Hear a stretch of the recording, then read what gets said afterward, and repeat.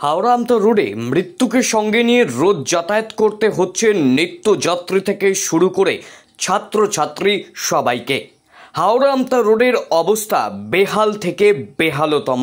এই রাস্তা দিয়ে প্রত্যেক দিন বহু মানুষ যাতায়াত করেন এবং কাছে স্কুল থাকায় বহু ছাত্রছাত্রীরা যাতায়াত করে। আর এই যাতায়াত করাটা সত্যি দুর্বিষহ হয়ে উঠেছে সাধারণ মানুষের পক্ষে। ছবি দেখলেই বুঝতে পারবেন যে কিভাবে মানুষকে নিজের জীবন হাতে নিয়ে এই রাস্তা দিয়ে যাতায়াত করতে হচ্ছে। শুরু হয়েছে বর্ষাকাল, আর সেই কারণে এই সব রাস্তা পুকুরের সমান জল ভরে গেছে, কিন্তু সরকারের পক্ষ থেকে কোনো রকম পদক্ষেপ দেখা যাচ্ছে না। সাধারণ মানুষ জানাচ্ছেন এই রাস্তা পিডব্লিউডির অধীনে ছিল, এখন এই রাস্তাটি NH6-এর অধীনে রয়েছে। আর এই হাইওয়ে কর্তাদের কোনো নজরদারি নেই এই রাস্তার উপরে। ভুগতে হচ্ছে সাধারণ মানুষকে। প্রত্যেক দিন আতঙ্কের সঙ্গে এই রাস্তা দিয়ে চলাচল করতে হচ্ছে মানুষজনকে।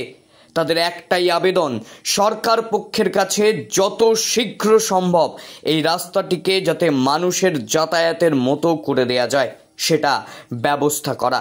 এখন দেখার যে কবে টনক নড়বে সরকারের, আর রাস্তাটি আদেও ঠিক হবে কিনা। Sheikh Habib, JBP news Bangla.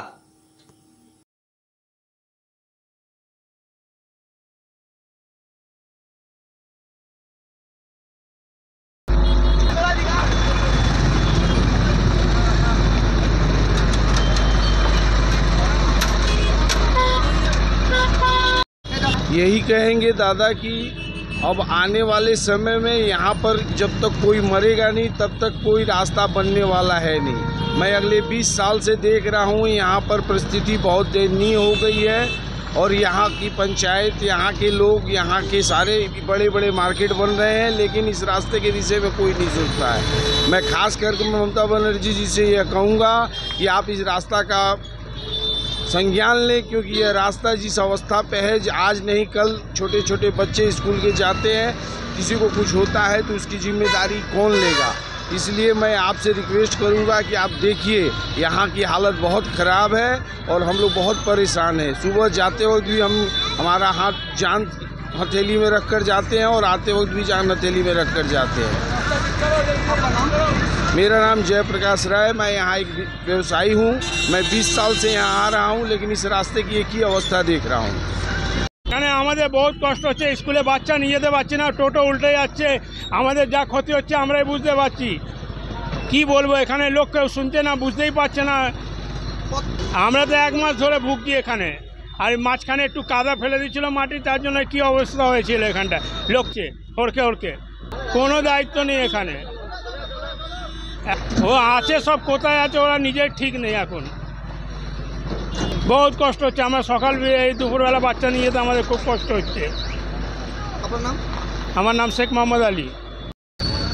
क्या बोलेगा, इसके लिए गलती है सरकार का और क्या है।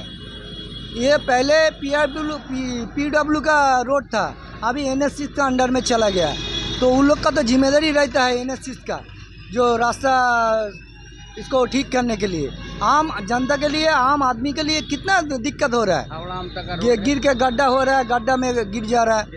ये हावड़ा आमता रोड उधर से PW का है, इधर के NH6 का अंदर में है, तो इसमें NH6 जो दफ्तर है वो लोग करने का दायित्व है एक तो, और क्या। बहुत दिक्कत होता है, आदमी गिर के एक आदमी का कमर टूट गया परसों रात में, टोटो सब गाड़ी गिर जा रहा है। आदमी का तो देखने के लिए ये सरकार का थोड़ा इसका दायित्व बनता है। कोई दायित्व नहीं है इधर का, कोई कौन दायित्व है उधर। देखिए ना कितना बड़ा बड़ा गड्ढा है। आज जब से ये NH6 के अंदर में आया है तब से रास्ता बेकार हो गया है। हाँ, फॉलो करता है तो NH6 के अंदर में है, वो PW का अंदर में होता तो अब कब तक हो जाता, लेकिन अभी NH6 का जब से दायित्व आया है, हाँ, इसमें कोई काम ही नहीं हो रहा है एकदम। हाँ, राजू यादव। स्कूल सान मेरी स्कूल हमारे एखाने नातनी पड़े, आमी টোটো ফোটো পাই না, হেঁটে যাব, হাঁটবার জায়গা নিয়ে অবস্থা হয়ে গেছে। চোখ থেকে দিতে পারছে না। কোনোদিন একটা ঘটনা হয়ে যাবে তো কী হবে, মানুষ মরে যাবে, তার কী হবে? কিচ্ছু হবে না, এসব দেখতে পারে না।